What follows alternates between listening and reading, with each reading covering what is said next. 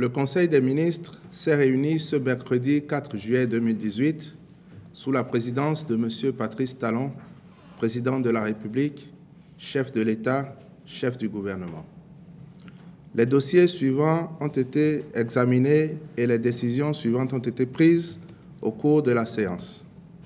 Au titre des mesures normatives, ont été adoptés les décrets d'application de la loi relative à la radiodiffusion numérique en République du Bénin. Il s'agit des décrets fixant les normes et spécifications techniques relatives à la télévision numérique terrestre en République du Bénin, portant régime d'agrément ou d'homologation des équipements terminaux et des équipements ou installations d'accès aux services de communication audiovisuelle en République du Bénin, portant conditions d'exercice des activités d'édition, de diffusion et de distribution des services de communication audiovisuelle par le privé en République du Bénin, portant modalités de gestion et clés de répartition du fonds de dividendes numériques en République du Bénin et portant interdiction d'importation et de commercialisation des postes téléviseurs non conformes aux normes en vigueur pour la télévision numérique terrestre en République du Bénin.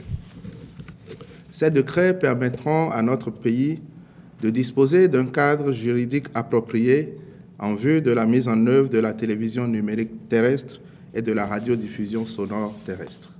Aussi, le Conseil des ministres a-t-il autorisé la création de la société de radiodiffusion dénommée Bénin Diffusion et de la société de patrimoine dénommée Société nationale des infrastructures de la radiodiffusion numérique pour servir à cette fin. Décret portant transmission à l'Assemblée nationale pour l'autorisation d'adhésion à la Convention des Nations unies sur l'utilisation des communications électroniques dans les contrats internationaux. Les conditions de forme prévues dans certains traités de droit commercial international pour la validité des contrats sont susceptibles de faire obstacle à l'utilisation généralisée des communications électroniques. L'adhésion à la présente convention aura pour effet de supprimer ces obstacles en consacrant l'équivalence entre la forme électronique et la forme écrite des contrats dans le commerce international. Cette convention vise spécifiquement à faciliter l'utilisation des communications électroniques dans le commerce international en garantissant que les contrats conclus et les communications échangées par voie électronique ont la même validité et la même force obligatoire que leurs équivalents conclus par écrit. Le Conseil des ministres a par ailleurs adopté les décrets portant respectivement modification du décret numéro 2004-291 du 20 mai 2004 portant attribution, organisation et fonctionnement de l'Office national des anciens combattants et victimes de guerre du Bénin. Nomination des membres du Conseil d'administration de l'Office national des anciens combattants et victimes de guerre du Bénin et nomination des membres du Conseil d'administration du Centre national de recherche des travaux publics, CNRTP. Au titre des communications, les dossiers ci-après ont été approuvés. Sélection d'un cabinet d'architecture pour la réalisation de missions de maîtrise d'œuvre en vue de la construction de 21 stades communaux de type omnisport. La construction et l'équipement d'infrastructures aux normes et standards internationaux sont une composante du programme d'action du gouvernement, dans le but de promouvoir les activités sportives au profit de la jeunesse. Il s'agit de doter les communes de stades de type omnisport comprenant un terrain de football, des terrains de sport de main, une tribune, des espaces dédiés aux jeux et des blocs pour l'administration. C'est à cette fin que le ministre du Cadre de vie et du Développement durable et le ministre du Tourisme, de la Culture et des Sports ont sollicité du Conseil des ministres l'autorisation de consulter au plan national et international des architectes réputés en matière de conception, d'études et de contrôle d'infrastructures de ce type. Les négociations ont permis de retenir pour une mission de maîtrise d'œuvre complète le cabinet béninois d'architecture Artec pour la mise en œuvre du projet de construction de 21 stades communaux de type omnisport dans les communes de Banikwara, Malanville, Tanguieta, Kouandé, Bembereke, Niki, Wessé, Savalou, Kové, Abomey, Tofo, Dogbo, Aplahwe, Djakotome, Kome, Grand Popo, Ouida, Adjoun, Avrankou, Bobet et Ketou dans le cadre de la première phase. Le Conseil des ministres a approuvé cette communication et instruit les ministres concernés de procéder à la signature du contrat avec ce cabinet d'architecture, puis de veiller à la réalisation correcte de cette mission. Dédommagement des personnes affectées par le projet de construction d'une station de traitement de boue à vidange dans la commune d'Abomey-Calavi. La mise en œuvre du projet de construction d'une station de traitement de boue de vidange de capacité 600 m3 jour à l'horizon 2025 dans la commune d'Abomey-Calavi a nécessité l'expropriation d'un domaine de 19 hectares, 23 arts, 84 centiares. Ce projet vise l'amélioration du cadre de vie des populations d'Abomey-Calavi et d'une partie de Cotonou à travers l'accessibilité des ménages aux infrastructures d'assainissement. Il constitue l'une des actions prioritaires du plan directeur d'assainissement des eaux usées 2015-2035 des villes de Cotonou, Semek-Bodji, Abomey-Calavi et Porto Novo. Sa réalisation permettra de suppléer la seule station de traitement actuellement disponible et dont les capacités sont dépassées. Le Conseil des ministres a approuvé les modalités de dédommagement des personnes affectées par le projet présenté par le ministre de l'Eau et des Mines et a instruit les ministres concernés de veiller à leur bonne mise en œuvre. Rapport de vérification des déclarations fiscales de la Société nationale des eaux du Bénin, SONEB, de 2009 à 2017.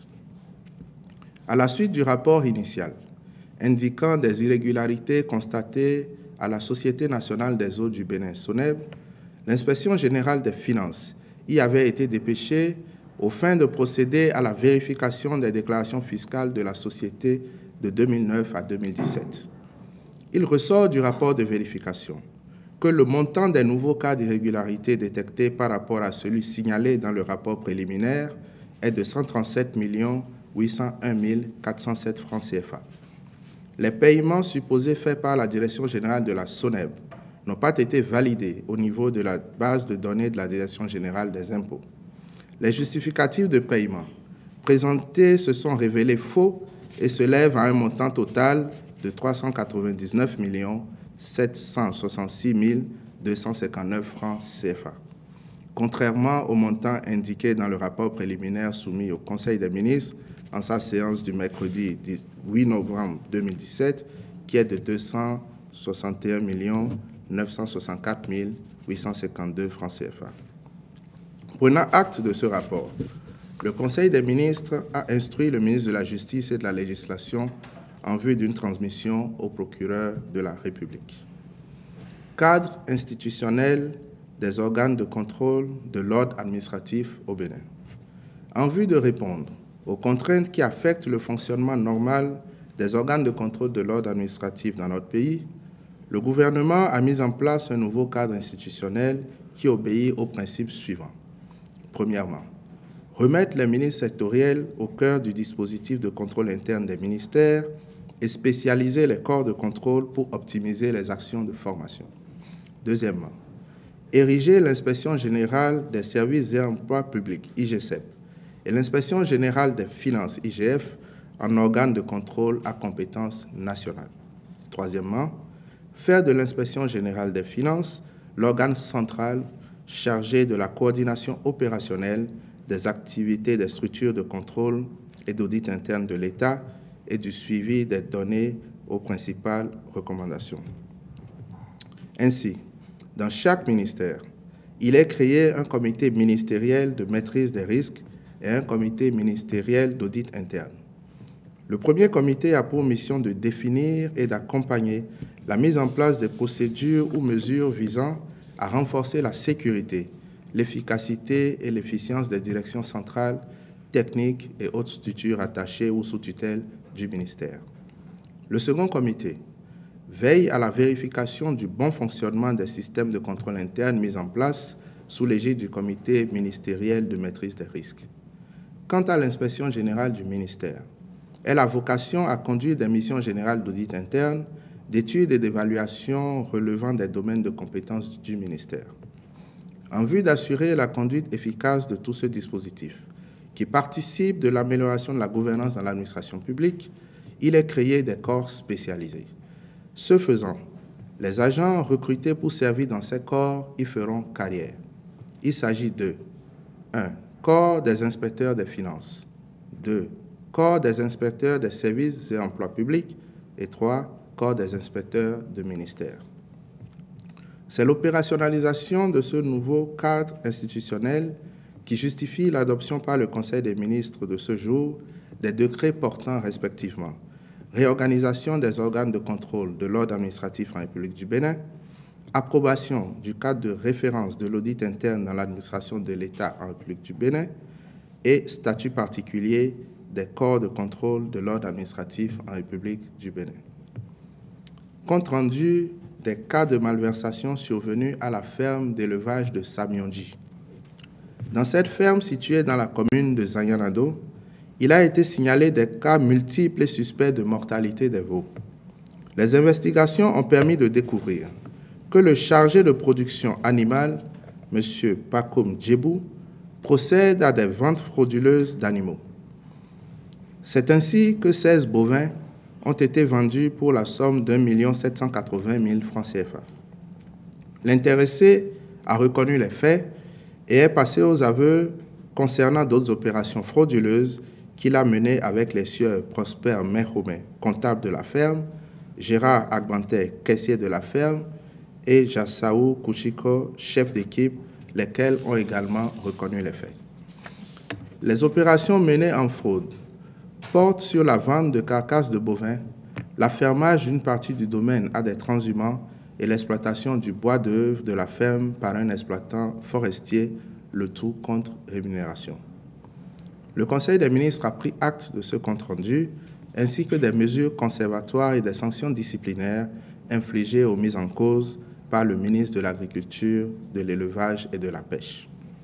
À cet effet, le ministre de la Justice et de la Législation a été instruit d'engager les procédures judiciaires à l'encontre des intéressés. Le gouvernement saisit cette occasion pour réaffirmer sa détermination à œuvrer pour l'instauration d'une meilleure gouvernance à tous les niveaux, ainsi que la culture du respect des biens publics.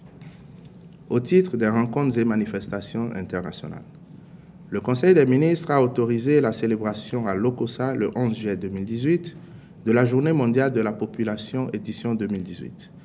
La participation du Bénin au Forum Malabo-Montpellier sur la mécanisation des chaînes de valeur de l'agriculture à Lilongwe au Malawi du 8 au 11 juillet 2018.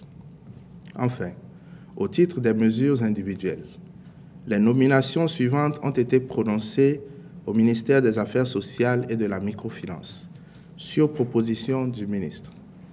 Conseiller technique à la microfinance, M. Didier Joy. Conseiller technique aux affaires sociales et à la promotion du genre, M. Boy Pierre-Étienne Jessoukon Zanou. Secrétaire générale adjointe du ministère, Madame Fatima Elise Kosoko, épouse Kosouro. Directeur de l'informatique et du préarchivage, M. Vincent de Paul Menyigbeto. Directrice de la famille, de l'enfance et de l'adolescence, Madame Tchénagnon Solange Ojo. Directrice des affaires sociales, Madame Estelle Renfort Avossetien. Directrice de la promotion de la femme et du genre, Madame Reine Oussou. Directeur des personnes handicapées et du troisième âge, M. Boubacar Yero Bani Samou. Directeur de l'inclusion financière de l'autonomisation économique, M. Irené Awandjinou. Directeur de la promotion de la microfinance, M. Alassane Osseni Inoussa. Directeur de l'Observatoire de la famille, de la femme et de l'enfant, M. Nassirou Kassoumou Ararou. Directeur départemental des affaires sociales et de la microfinance de la Liborie, M. David Hébert Ofiki. Directeur départemental des affaires sociales et de la microfinance de la Takora, M. Guy Joël Sénat. Directeur départemental des affaires sociales, de la microfinance de l'Atlantique, M. Sefiou Salifou. Directeur départemental des affaires sociales et de la microfinance du Borgou, M. Bakoregi Souano. Directeur départemental des affaires sociales et de la microfinance des collines, M. Zakari Adeyandjou. Directeur départemental des affaires sociales et de la microfinance du Koufo, M. Thomas Diha. Directeur départemental des affaires sociales et de la microfinance de la Donga, M. Moukaïla Yolou. Directrice départementale des affaires sociales et de la microfinance du littoral, Mme Geneviève Arao. Directrice départementale des affaires sociales et de la microfinance du Mono, Mme Hortense Laure Dotou. Directeur départemental des affaires sociales et de la microfinance de l'Ouémé, M. Gilbert Goudaï. Directeur départemental des affaires sociales et de la microfinance du Plateau, M. Médard Latunji. Directeur départemental des affaires sociales et de la microfinance du Zou, M. Abdou Rafiou Nondichao. Je vous remercie.